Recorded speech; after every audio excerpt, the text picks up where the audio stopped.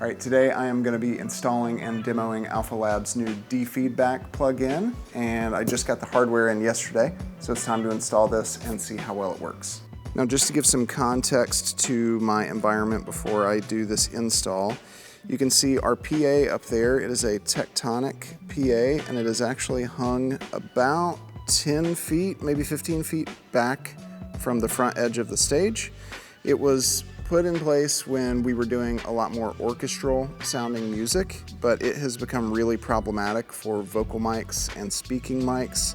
The PA is actually partially pointed at the front of the stage, so we really wrestle in this space with being able to get enough gain before feedback and having a nice solid signal. I'm hoping that installing this plugin is going to alleviate some of that tension. So Alpha Labs offers you two hardware combo options that they say are pre-configured and fully verified. Option one is a smaller $444 computer that you would pair with a Focusrite Solo or 2i2. We opted for option two, what they call their Pro option. It is a $1,569 computer, and then you pair it with a larger Scarlett. In our case, I went with the 18i16. So let's unbox this thing, see what we got here. There we are. We've got 8 gigs of RAM, 256 gigs of storage. It's running on Windows 11 and it is an i7 Intel. So I'm gonna unbox this guy. It's about the size of the current gen Mac Mini, maybe slightly larger, but not taking up a huge footprint on your desk by any stretch of the imagination. There's all your ports. That looks like maybe a mounting plate if you were to mount this vertically. Seems like that lines up. I guess you could wall mount this if you wanted to. Power cord. Ah, okay, there you go. So there's your external power supply that other power cable is going to go into. Don't forget your Intel Core i7 sticker. You want to make sure to put that on there. There's just our mounting hardware for if we want to use the wall plate. All right, it's been a couple hours. I've got everything patched in here, so let's talk through the setup. You can see our little computer here set up right under this monitor, and it is sitting on top of a Scarlett 18i16, and we have 4 channels going in and out, and they're just coming straight off of the back of our D-Live here. Let me get back here. So you can see our 4 outputs right here going from there into the front of the Scarlett, and then out of the back of the Scarlett we have our 4 returns, and those are coming over here, right there. And I want to draw your attention to something real quick. If you're not familiar with Focusrite Scarlett, out of the box, outputs 1 and 2 are set to be a monitor, like you would have it set up in the studio. So when you're setting this up, you'll want to make sure to update the Scarlett, but you also want to go into the routing section here. And by default up here, it's going to have output 1 and 2, and it's going to say playback 1 and 2. You want to get that out of there, and then you want to make sure that down here you are set, let's put these at 0 dB.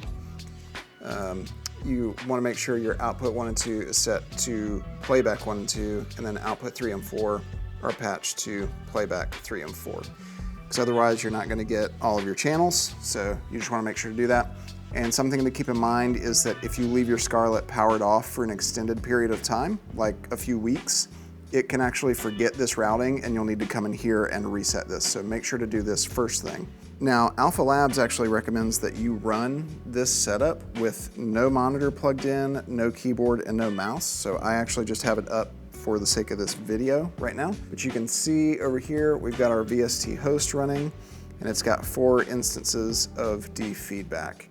And so we're just gonna patch those in as an insert on our channels here. So I'm gonna pick my handheld here, and you can see I've got it set up on insert B. We've been toying around with insert A versus insert B, trying to decide which one we like better. But you can see it's just going, the send is going out of output 5 and it's coming back on input 5. And so when this insert is turned on, you will see the plug-in operating if you're watching the monitor here. So let me grab a microphone. So right here, I've got Handheld 5, and I'm gonna go ahead and unmute it here. And if you look at the top plug-in instance there, you can see meters bouncing where you're hearing this microphone. And so that tells us that we are getting signal in and out. We can see it going from the engine input, and there's our 4 instances, and then we see our engine output. Now there really aren't a ton of settings here. It's really just a strength meter, which by default, the strength is at 100%. And then there is a mute button that you could use as well. But 100% sounds good to me. Maybe we'll play with it and turn it down to 50 or 75. I don't know, that'll just take some experimenting to see what sounds the best. All right, it is the next morning. It is time to test out this D-Feedback plugin, see what it can do. I am gonna be testing this headset that I'm wearing. It is a DPA 4488. This is a directional headset mic. This is the only mic we have been able to have any real success with in this space due to the position of the PA. And then after I test this one, I am going to test the Thor Shadow SH20. This is Thor AV's newer headset mic, and it is an omnidirectional mic, so not one I would usually be able to use in this space, but I'm curious to see what D-Feedback can do. I'm gonna be recording audio with this DJI mic that I'm wearing. I'm also gonna be recording raw audio from the Handheld, the headset, and there it is. I've got one condenser mic in the middle of the room. I also have our second condenser mic, that's typically our crowd mic over here. So I'm gonna record all of those audios and blend them some way whenever I edit this together, and hopefully you'll be able to get a sense for what all is happening and how well D-Feedback is working. So now I am on our Pastor headset, and just to give you a sense of EQ, that's sort of where we're living right now. And preamp wise, I've actually gained this up a bit already. You know, typically, again, we're down in this 3 to 4 area for this headset, maybe up to 5 if we want to push it. But the signal is still not quite as hot as you would like to see it. So this is with the insert bypass, so we're not using D-Feedback right now. If I gain this up to where I'm getting a more desirable level of signal, you can hear it starting to ring. And this is probably hotter than I would run the fader at this level. So if we were to do maybe the fader down just a bit, you can still hear that ringing. And now if we turn the insert on in 3, 2, 1, you can hear check 1, 2. Hey everybody, Future Chess here, and what Past Me doesn't realize in this moment is that this little dialog box is going to cause a lot of problems for this test. On the D-Live, digital inserts add 4 dB of gain, and when you're testing a plugin that claims to add 10 dB of gain before feedback, this can lead to some frustration if you don't know what's happening. So always make sure to run D-Feedback as an analog insert and not a digital one. You'll also notice that I'm running D-Feedback on insert B, which is after EQ and compression. I later discovered it's better to run it on insert A so that you can use your EQ for tone shaping. All right, back to the test. I'm at 15 dB of gain, so let's push it up a little bit and see what it can really do. We're now at 23, 22, and you can hear it wanting to start feeding back, but the plugin is doing a great job of staying on top of it, even if it hears me walking, I'm standing directly in front of the PA, and you can certainly hear it ringing in the room. But pretty quickly after I stop talking, it seems to figure it out. Now, just for context, I'm gonna turn D-Feedback off, and this is gonna really get out of hand quick. So this is me walking over under the PA again, and you can hear, yeah. So this is way more signal than I've ever been able to get out of this mic. Let's turn it back on, and let's turn that back down to about, let's say, 11 or 12 dB, 10 dB. So this is the DPA mic. This is a directional mic, which is the only thing we've had success with in this room. I'm going to swap over to the Thor headset, which is an omnidirectional, and see how that sounds. All right, you can see now I've got the Thor SH20 headset on. I'm gonna go ahead and turn it up here. Check 1, 2. So you can hear that this one is a little more sensitive, particularly on the low end, just by nature of being an omni. And I'm gonna put it right about here. Our signal's still good, we're at 11 dB. And again, this is with D-feedback off. Now if I were to turn D-feedback on in 3, 2, 1, you can hear that it really gets that under control. There's still a little like boominess where it wants to feedback while I'm talking, but as soon as I stop, it goes away. So if we were to go into our EQ, we can probably take some of that low end out and just try not to take out so much that we lose the body of the voice here. Let me see here. We're at 11 dB. Again, typically I'd be down here at 2, 3, 4 dB.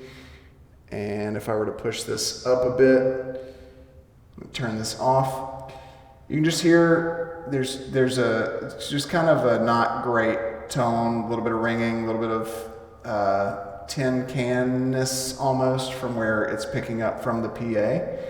And if I were just to turn it on right there, all of that goes away. Again, I do hear a little bit less warmth in the voice as it's trying to fight that feedback. So there's probably a balance to be had there of EQ versus D-feedback. I am curious to hear using the D-feedback on insert A as opposed to insert B. Okay, it is 2 weeks, 1 haircut, and half a set change later, and I realized as I was editing this video that I didn't actually test D-feedback on the toughest microphone I have to use in this room, which is the Lectern mic. Now, I typically only bust these out for funerals, but when I do, it is definitely the most challenging thing I deal with in this room. So I've got 2 of them here. This is a Shure SM99 that I found in a drawer, and then an Earthworks Audio FMR 720. This is the hypercardioid version. I've actually been pretty pleased with this mic, but it's still a struggle. So let's see how D-feedback does with these 2. Okay, same setup as before. I've got a room mic in the middle of the room. I'll have this Lectern mic on. I'll let you know when it's on. I'm also recording my laptop screen, and you'll be able to see what's going on the console here. Okay, so we're gonna start with the Shure mic. This is a Shure SM99. It's a super cardioid. And I'm going to switch over to the Lectern mic from my DJI mic now. You can hear there's quite a bit of a noise floor in the room. The mic overall sounds pretty clean, but I'm also right up on it, which people don't typically do when they're at the lectern. A lot of them like to stand back, or you'll get these height differences where you'll get somebody who's super tall and is talking over the mic, or somebody who's super short and talking under the mic. So let's start with best case scenario, and then we'll do some testing here. So this is about how loud I would have to push this mic in this room. It's got a little bit of low end ring to it, and let's turn D-feedback on now, and you can hear that ring. That's pretty impressive, actually. That got it fairly under control. I still want to do some EQ shaping here, which I'm going to do with my iPad because it's hard to do with a mouse. Maybe something like that, a slightly more drastic sweep, and then there's just a little bit of boxiness here, so I'm going to get somewhere down here-ish. So yeah, well, it needs a pop filter, but between D-feedback and the EQ shaping, I have found you want to insert D-feedback on your first insert if you have to, because you can then use your EQ for your tone shaping a little bit to compensate for what D-feedback is doing. So let me just, now that we've done those more aggressive EQ cuts, we're going to turn D-feedback off. You can hear the noise floor raised a little bit. It's ringing a hair. Let's push that fader up just a little more. Now you can hear it starting to ring. So let's push D-feedback on. The interesting thing is that D-feedback is taking away some of the noise from just the noise floor of this mic. And this is totally workable for me. You can still hear it wanting to ring, but D-feedback is getting it under control. So this is it off again. So now let's do someone very short doing the mic. Let me turn the fader down just a hair while I adjust this. So occasionally you'll get somebody down here that's out of the pattern of the microphone, and I gotta really push that up, and you can hear it starting to ring. So I'm gonna turn D-feedback on. I mean, that's That's pretty impressive. That's pretty solid. So if I'm a shorter person that's up here and I'm just outside the pickup pattern, it's doing a pretty good job of wrangling. That's actually pretty impressive. And so here's the interesting thing. When I'm right up on this microphone and I turn D-feedback on and off, I can hear it altering the tone of my voice in a way that sounds artificial and digital. But if I already don't have good mic technique and the tone of my voice coming through this mic already isn't great, that's where D-feedback is doing a really good job. Because if I turn this back off, you can hear that it's ringing, but then the second I turn it back on, the feedback goes away. So that is pretty impressive that it's able to wrangle it like this. Let me turn back down here. You can hear my voice it is a lot fuller and a lot louder because I'm right up on the microphone.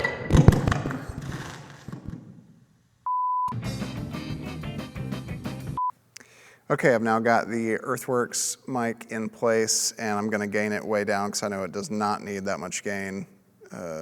So let's put it down at 17. And now I am going to switch mics to the Earthworks now. Ooh, there we go. It's quite a bit of ringing. D-feedback is off, so let's just right out of the gate. Let's see if it can wrangle that. I mean, yeah, that's pretty impressive. It got a hold of it pretty quick. Let's turn D-feedback off. And now if I keep talking, you can hear it wanting to ring. If I push the fader even the littlest bit up, you can hear it starting to, whoo, but then D-feedback gets it under control. Now, you can still hear those high-end frequencies a bit, and I am kind of tempted to just roll this low pass down a little bit in this space at least. You can't really tell when the low pass is down this far, but D-feedback is doing a lot of work, if I turn this insert off, you can definitely hear it ringing, and it's not quite as aggressive. There it is back on. It's not quite as aggressive with taking out the vocal tone on this. So it really is doing an impressive job. Even if I crank it really hard, you can hear that the mic wants to ring. The PA wants feedback. And I can definitely still hear those high-end frequencies, but it's not ringing after I talk. So this is pretty impressive that it's able to get a handle on it like that, but I still wouldn't call it enjoyable to listen to. Like, I wouldn't be satisfied if this was how my mic sounded in the space. Let's do the wrong height test. So let me turn the fader down just a bit, and let's put myself right out of the pickup pattern. So now it's really above me. And this is with the insert in. If I turn the insert off, now you can see on the screen I'm barely getting any signal from this person. So cranking the fader here is definitely going to lead to ringing. If I crank the gain, that's also going to make it ring. So let's get a decent signal-ish. It's loud enough to hear, but you can hear the ringing. So if we then go and turn our insert on, the ringing goes away. Let's swap back to the Lav mic here for a second. D-feedback definitely seems to shine when someone already has bad mic technique or you're in a non-ideal miking situation. So something like a funeral or an event that you would use a podium mic for, and you have people of varying heights coming up to the podium, and they're not all aware of good mic technique, and they don't all know to speak into the microphone. That is where D-feedback is going to be really helpful to you. Now, there is one more thing I want to test, and that is that I've pulled an omnidirectional lav mic out of the closet that I never use, but I just want to see how it does. Okay, I've got my lav mic here. Let's go ahead and unmute it now. So you can see on the screen, I've got a pretty aggressive EQ, which is normal for this room. I realize a lot of people would look at this EQ curve and say, just gain the mic down at that point, but I found that Allen and Heath consoles tend to exaggerate their EQ curves just a bit. So I can hear it ringing. This is probably about where I would put comfortable speaking volume in this room. You can hear a little bit of a ring, which I could try to chase with EQ. Definitely in that lower end. Yeah, so right around the 370, 400 neighborhood. So I could do that. I could keep chasing it, but at some point you run out of EQ bands or you rob the voice of all tone. So let's turn D-feedback on, And now I can continue talking, the ringing is gone, and the vocal tone hasn't really changed that much. I don't even really hear that boxiness anymore, which is pretty impressive. So let me just push this a little bit harder. Let's see how loud I can get it in this room.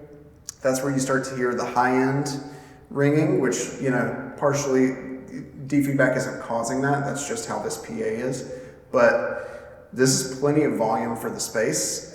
Maybe a slightly less than ideal vocal tone, but it's definitely still clear. I could then use the EQ for a little more tone shaping. So if I even turn some of this up, now you can hear it ringing. Now that I'm not doing that high-end cut, you can hear D-feedback is trying and kind of failing to get rid of some of those high-end rings. But if I just put a less significant vocal curve on it, we can see it's really not ringing back very much. You kind of get some of that EQ back. If you're sending that to overflow spaces or to your live stream, and you're not having to do those super aggressive cuts, you're not robbing the voice of all of its tone. Okay, so it's a couple hours later, and I got to thinking that maybe, based on that last test, maybe bad mic technique is where D-feedback actually works the best. So I wanted to retry the handheld mic, and again, I'm using a Beta 58A. So let's see how this thing does whenever I have really poor mic technique. So I'm gonna go ahead and unmute it now. So you're hearing the handheld mic in the room as we typically run it. We've got a pretty good wrangle on feedback in here and ringing. You can see it's a fairly aggressive EQ on the screen. Here is what it sounds like if I turn the EQ off. Check 1, 2, real boxy, real ringy, real ugly. So with those EQ cuts, as severe as they look, they're a little bit exaggerated on Allen and Heath consoles, but it sounds pretty good in here, and this is a comfortable level. But again, I'm holding the mic pretty close to my mouth. I have decent mic technique here. We get people in here who will hold the mic more out here. They're a little bit looser with it, or even down and pointed straight up at the PA. You may be able to tell now that you can't hear me very well in this room. So I'm going to push the fader up. You see up there at the top. And I'm getting a little more volume, but not enough. So now we're gonna go ahead and push this gain up. I started at 10. I'm gonna bump it up to 19. And you can hear the ringing already happening. Let's pull the fader down a little bit. And let's just bump it to an even 20. So that's 10 dB of gain. There's definitely still some ringing going on here, you can hear. And let's go ahead and turn the insert on and see if that ringing goes away. Let me just turn up just a few dB here. You can hear the ringing and turning the insert on, and the ringing is gone. And that is pretty impressive. Okay, so this is where D-feedback shines, is whenever you have really poor mic technique. Because you can see how far this mic is from my mouth. And we even get some people who hold the mic down at belly button height. And I can still hear myself pretty intelligibly in this room, and I've got a little more room to push the fader up even. Now, I will say the voice starts to sound a little thin, but when you're this far away from a microphone, your voice is going to sound thin either way. So this is pretty impressive that I've got, I'm this far away. I don't have a measuring tape on me, but I'm this far away from the mic, and you can still hear me very, very clearly in this room. So this is going to be where the strength lies in this plugin. Muting the mic now. It's not for regular use when you have good mic technique and an already dialed in channel strip. It's for when you have somebody who has really poor technique. So think events with speakers who don't normally talk on a stage. All right, let's talk through some final thoughts here. D-feedback is a pretty impressive plugin, and I'm sure it's only going to get better as more and more people get their hands on it and start using it and giving feedback. It's not a silver bullet. This is not something that you could just put on a channel strip and walk away and never have to touch EQ and compression again. And as I've thought more and more about it, you may be familiar with a multiband compressor that only compresses frequency ranges that you select. This is almost like a multiband gate, except the AI is determining where those bands are supposed to go. Now, if you are irresponsible with your gain structure and just have atrocious mic technique, the mic is still gonna ring while the person is talking, but it does a pretty good job of wrangling it after the person stops talking. So would I buy it again? I don't know about that, because $1,600 for the computer, $500 for the software license, and then another $500 to $600 for the Scarlett interface. That's $2,500 or $2,600. That's a pretty steep barrier to entry, especially if you already have a Waves rig and can try out their two plugins. I think they're X-Feedback and Feedback Hunter. I don't know how well they work in comparison because I've never tried them, but if they're 80% as good, that would be a significantly lower price point to get this functionality at. So let's talk about who this is for. Now, if you are in an acoustically treated room with a decent PA and decent equipment, I don't know that you're gonna get a ton of use out of this, at least not enough to justify the cost. On the other hand, if you are in an acoustically challenging space, so think like a high school gym, and you don't have the finances or the ability to treat the room, this could be a significantly lower cost, at least compared to acoustic treatment, way of getting feedback under control on your speaking microphones. All right, that about wraps it up. You know where the subscribe button is. See you next week.